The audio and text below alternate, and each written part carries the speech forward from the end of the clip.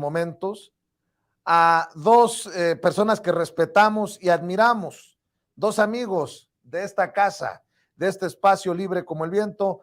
Le agradezco mucho al maestro Alejandro Rosado, sociólogo, escritor, que nos acompaña en este espacio libre como el viento. Alejandro, gracias por tu paciencia. Disculpa que te haya chutado todo este segmento, pero creo que era importante para entrar con todo, para dejar la víbora chillando. ¿Cómo estás, maestro? Muy bien, Vicente, muchas gracias. Saludos a ti y a tu auditorio. Sí, muchas gracias. También déjame saludar al analista, escritor, al sensei Ramiro Padilla Tondo. ¿Cómo estás, Ramiro? Buenas tardes ya. Te faltó decir el más guapo, cabrón. Muy bien. Oigan, a ver, a lo mejor pues me dejo llevar por mi estridencia, pero ¿qué piensan de esta soberbia de Loret de Mola? Ah, no me da entrevista López Obrador. Y salen los demás a decir, le tiene miedo. Ya no entendí nada. Pues para eso está la mañanera también, ¿no? Ya quisiéramos los que dizque preferidos del régimen tener la oportunidad de entrevistar a López Obrador cuando uno pide la entrevista. Bueno, algunos tenemos años esperando una entrevista con el presidente Andrés Manuel López Obrador y ni a nosotros, los que Lili Téllez llama favoritos, periodistas favoritos del régimen, nos ha tocado la oportunidad. ¿Cómo ves esta soberbia? Ahora resulta Alejandro Rosado de Loret de Mola, que quiere su entrevista ya. Bueno, yo lo que creo es que Loret de Mola se siente llamado, así como Lili Téllez y otros personajes, a ser protagonistas de la oposición, a ser los principales, las principales cabezas que enfrentan a este gobierno de Andrés Manuel López Obrador. Es un afán protagónico, es un afán pues muy típico de las televisiones, ¿no?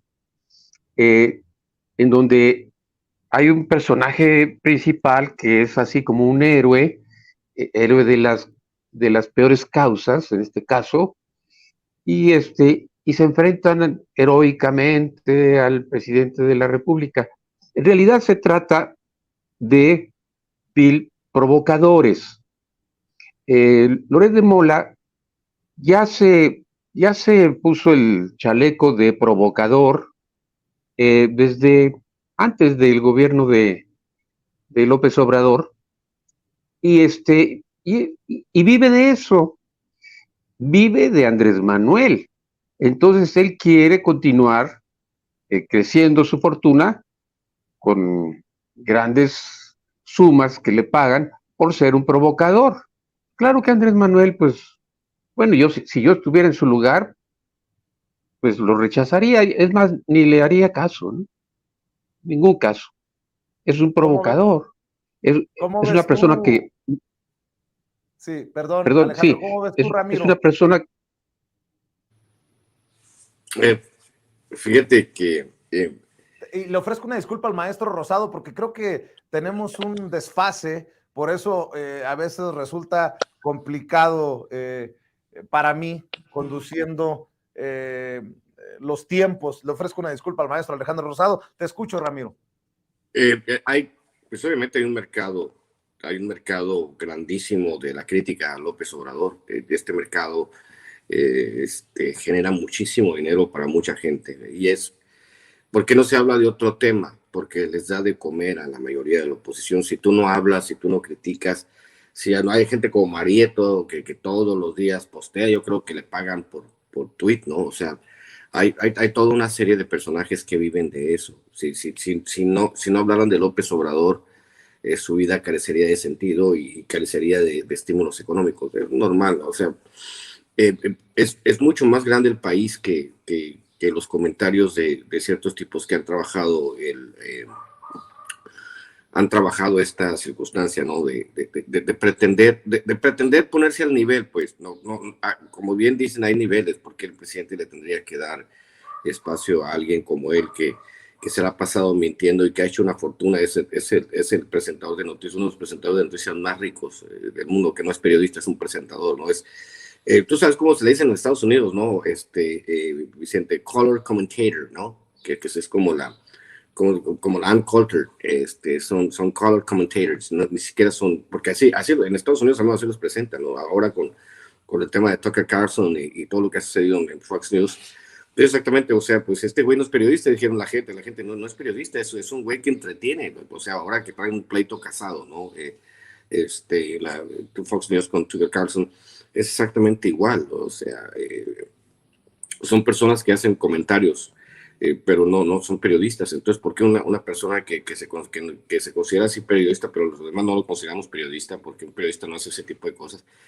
¿Por qué en este momento pretende? Pues, o sea, también tiene razón, o sea, hay dos vías en esto, el asunto de la vía de que el presidente obviamente utiliza los comentarios de la oposición para pegarles, pero la otra también es que de repente se exagera la importancia de este tipo de personajes que no deberían de tener lugar en el discurso público, pero que es parte de, ¿no? Pero sí, de repente como que habría que bajarles el switch a estos personajes, por más que lo digan, porque también el presidente lo ha utilizado a su favor, ¿no? De repente cuando volteas y ves que tienen 80% de aprobación, pues dices, a ver, ¿dónde está todo lo crítico que ha sido Latinos, todo lo crítico que ha sido todos estos camaradas?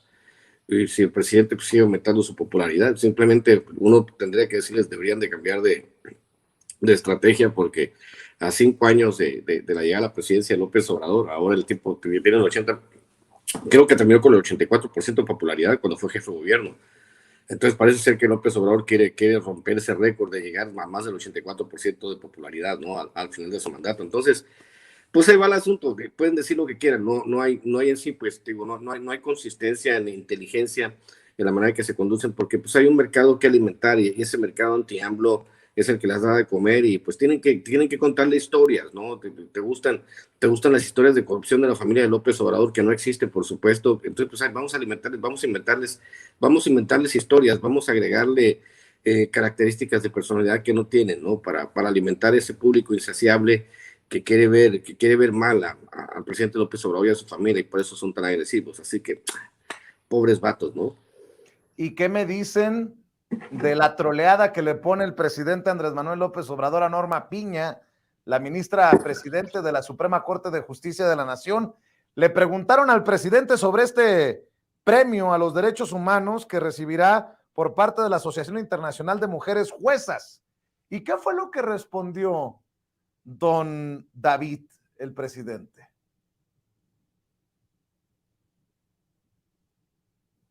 Ok, presidente, gracias. Por último, hacerle 2 cuestionamientos. Su opinión acerca de este galardón que recibirá la presidenta de la Suprema Corte de Justicia de la Nación, Norma Piña, es un premio de derechos humanos por la Asociación Internacional de Mujeres Juezas.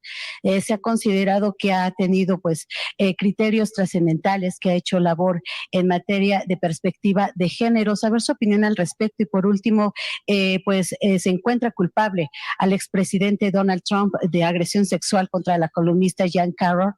Saber su opinión al respecto, presidente. Gracias.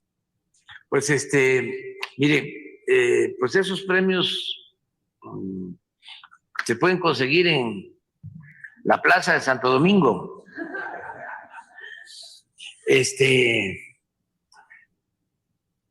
O también en el Time.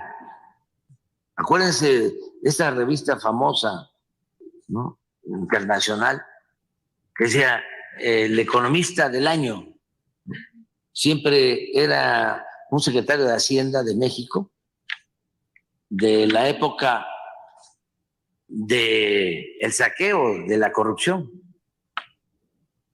Los presidentes de México de aquel entonces salían en la portada. Premios a Krause en la monarquía española, casi una vez por año. Ah, miren aquí. No, no hablaba yo de él. Quítalo. Bueno, pues ahí están las declaraciones del presidente Andrés Manuel López Obrador. Ya me imagino el berrinche que habrá hecho Raimundo Rivapalacio, el gran columnista, el gran periodista Raimundo Rivapalacio, cuando escuchó esta mañana al presidente, porque hoy publica en El Financiero: está enojado y lleno de un odio galopante, el método que emplea para sacar sus frustraciones, porque las cosas no salen ni como las desea, ni en los tiempos que quiere, es insultar para descalificar. Alejandro Rosado, escucho tus reflexiones.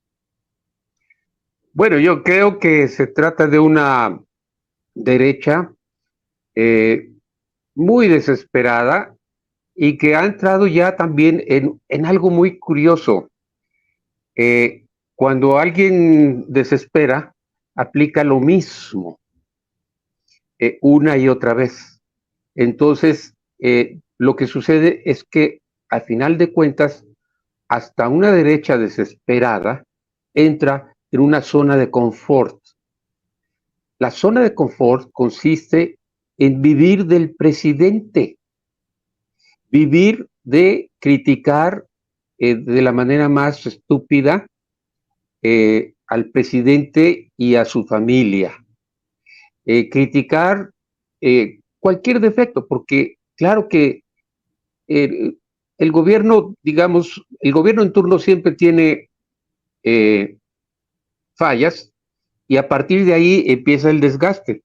Bueno, pero esto se ha convertido en una zona de confort para la derecha. La derecha ya no tiene ni el caso de Loret, ni en el caso de Rivapalacio, ni siquiera el equipo de jueces de la Suprema Corte, no tienen más que responder, son respondones, ya no tienen otra alternativa ante las sugerencias de cambio verdadero. De hecho, Andrés Manuel ha dicho, puede haber, puede correrse hasta el centro, la cuarta transformación puede correrse un poquito al centro, pero no debe de detenerse. Y efectivamente, es que de lo que se trata no es de irse al centro o a lo más radical, sino ir profundizando la cuarta transformación.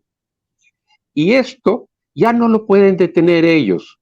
Entonces, quedan en una zona de confort como los críticos amargados que siempre estarán allí, en los rincones donde las telarañas las arañas hacen su telaraña, ahí se van a quedar.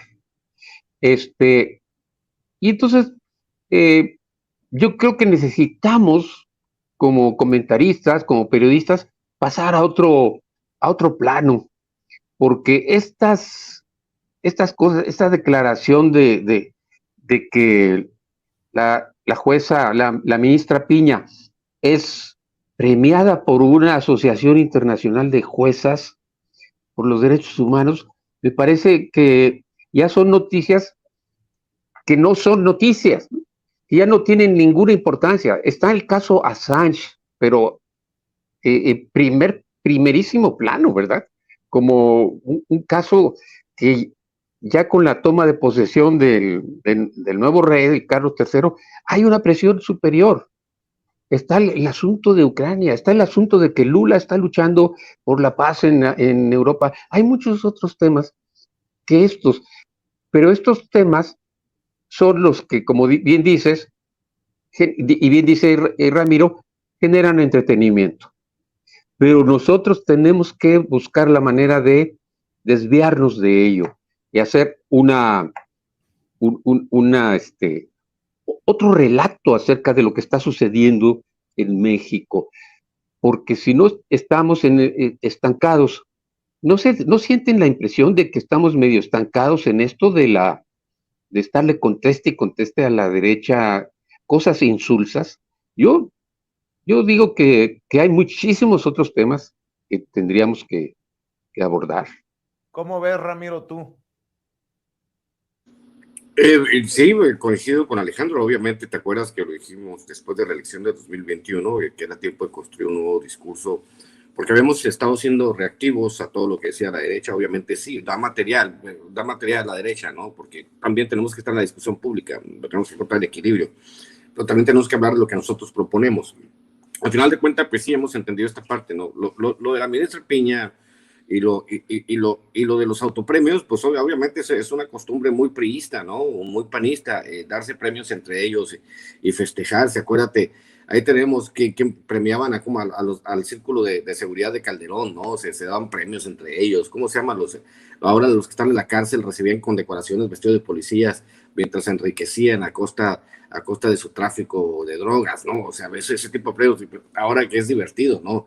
O las condecoraciones que se entregan unos a otros, lo que dices, ¿no? El estadista del año, por ejemplo, yo escribí cuando escribía para Sin embargo, escribí un artículo hablando de Peña Nieto cuando recibió el premio del estadista del año. Imagínate Peña Nieto, el estadista del año.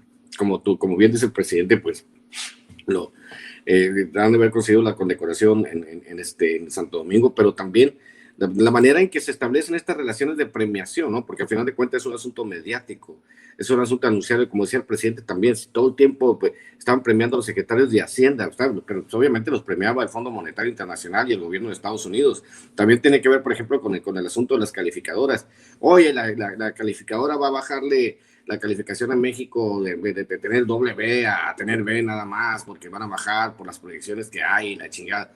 Pero pues, ¿qué hace una calificadora y de dónde son? Son de Estados Unidos, ¿Y qué se tiene que hacer con las calificadoras? No, pues Peña Nieto les dio $500,000 para que lo calificaran bien. Bueno, pues siendo así, o sea, tiene más o menos la misma dinámica de las calificadoras que la dinámica de los premios internacionales, y sí, como bien dice Alejandro, pues sí, desde cierta manera es insulso. Para mí se me parece que es un tema noticioso, ¿no? Porque en este tema de la discusión y de la polémica con la Suprema Corte y las cosas que nos hacen, pues también es menester de repente darle su ajuste a los ministros y que ellos no se crean. O sea, el problema en México es que hay personas que se sienten por cultura mexicana. Ahí Alejandro me puede ayudar, ¿no? Porque el tema, como bien dice, freudiano, o el tema psicológico, el tema de, no sé, de Nietzsche, del superior, donde están los cuates totalmente enfocados en creer que son superhombres y piensan que se merecen más cosas que las que se merece el pueblo en general. Pero realmente cuando deconstruyes esta idea de cómo han vivido los políticos mexicanos y ellos piensan y se descubren que tienen características extraordinarias que realmente no, porque son menos que mediocres, pues eso es lo que sucede. O sea, tenemos el caso de Calderón. Calderón creyó que podía ser un buen presidente, o sea, su estulticia y su estupidez lo llevó a pensar que él podía ser presidente, cuando el cuate no podía ser ni presidente municipal. Y sigue caminando y exhibiéndose por los foros internacionales como si fuera un gran expresidente, ¿no? Y la extrema derecha en todo el mundo le aplaude porque pues obviamente le regaló casi todo el país. Entonces hay que sí, de repente como que hay que medirle el agua a los camotes, ¿no? Pero pues también es parte, o sea, es parte del show todo esto, mi querido Vicente, de la ministra, ¿no? Y para cerrar, Alejandro, Ramiro, mientras el PRI se suma al PAN, al PRD para ir en coalición en Coahuila, en donde gobierna el PRI, en el Estado de México, en donde gobierna el PRI, y para el próximo año por la grande, la Asociación Internacional, no, debo de decir, la Policía de Andorra indaga si Juan Ramón Collado, abogado del expresidente Enrique Peña Nieto del PRI, agasajó a dirigentes de este país con bienes y servicios de lujo por valor de $1.5 millones entre junio de 2008 y marzo de 2015. El dinero bajo sospecha costeó exclusivos hoteles, restaurantes, joyerías y clínicas de estética en España, Francia, Italia, Suiza y Estados Unidos, según un informe confidencial de los investigadores del Principado Europeo al que ha tenido acceso el diario español El País. Los agentes rastrean quién se esconde tras los cargos abonados con una decena de tarjetas de crédito a nombre de Collado, que desde mediados de 2019 permanece encarcelado por blanqueo en la Ciudad de México. Además de desembolsar la factura de elitistas establecimientos, el dinero de plástico sufragó también la compra de vuelos, el alquiler de vehículos y sirvió para sacar dinero en efectivo de cajeros en los citados países. Junto al letrado, los clientes reales de estos servicios fueron terceras personas vinculadas a la política mexicana, según los investigadores. Pues ahí les dejo de tarea, ¿no?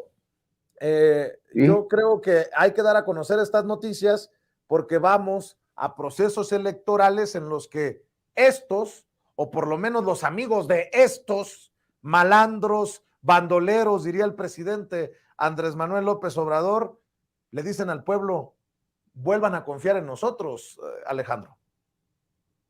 Sí, fíjate que es terrible el nivel en que la decadencia del régimen llegó a el despilfarro mayor, porque la decadencia es que ya no hay medida, ya no hay proporción. Es una decadencia cultural la que tuvimos en los últimos 40 años, y se vuelve a reproducir lo que Octavio Paz nos señalaba, aparte de lo del laberinto de la soledad, nos señalaba el culto a la pirámide.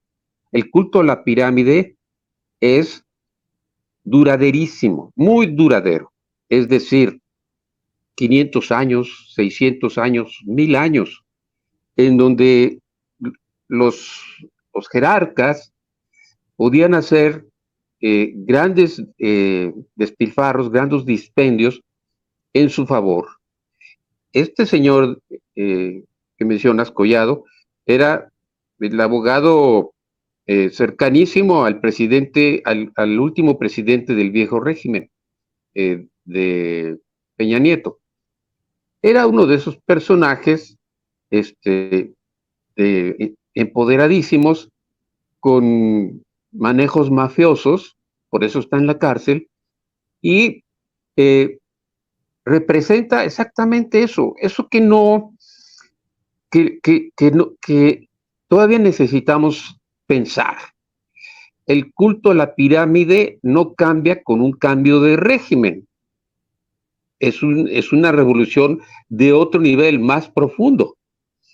Es rendirle pleitesía a los poderosos que están en la punta de la pirámide del poder.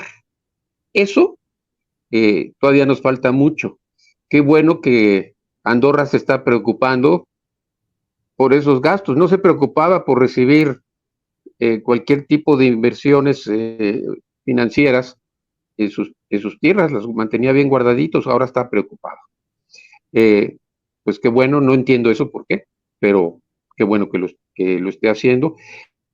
Y claro, tenemos que criticar sistemáticamente en las campañas próximas este culto al poder, este enorme culto al poder que siempre resultará, como decía aquel sabio inglés,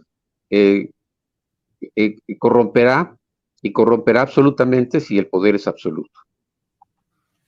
Sensei, ¿tú cómo ves a estos priistas sinvergüenzas? Y eso que no he mencionado lo del cártel inmobiliario del PAN y de esto, con justa razón, en la coalición de Claudio X González dicen, si tocan a unos, nos tocan a todos, sin albur.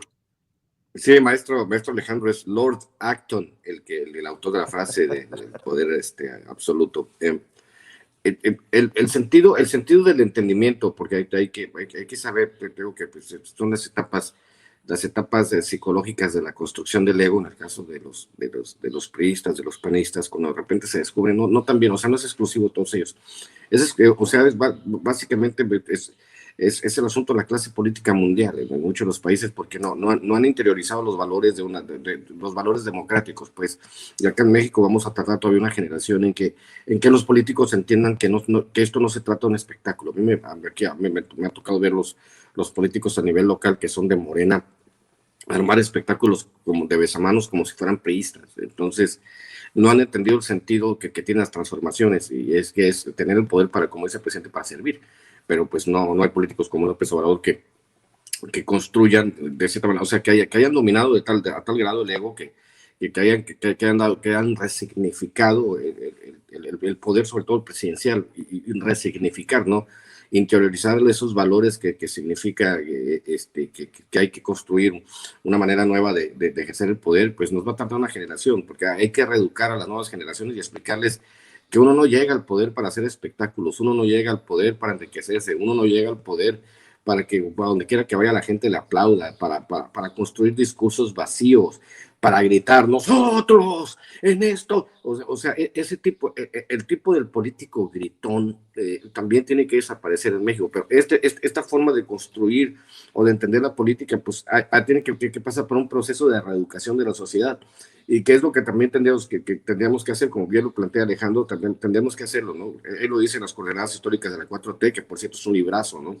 Tendríamos que reconstruir, resignificar, para que este tipo de circunstancias donde ves a los ricos, a los pobres, donde la gente admira al chingón, como dice Octavio Paz, ¿no? Es que se admira al chingón, se admira al tipo que tiene una esposa rubia, en un México donde no hay una abundancia de rubias.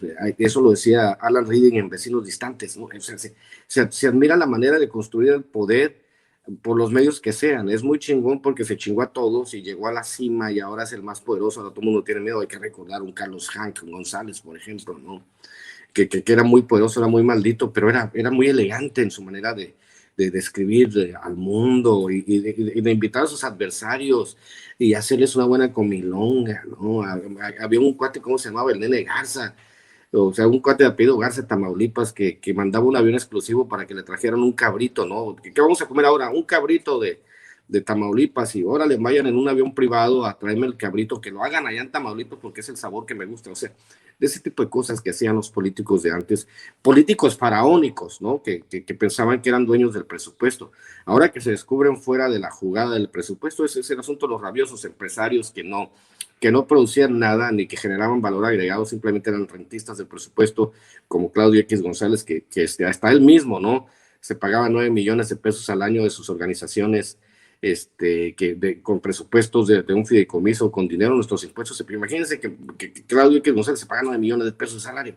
Uno dice, ¿cómo es posible? Pues imagínate como él, como decía César, ¿no? ¿Cuántos fideicomisos han de andar por ahí que generan intereses de millones y millones de dólares de nuestro dinero para mantener juniors? Y probablemente Enrique Lamadrid, no sabemos de qué viva también, ¿no?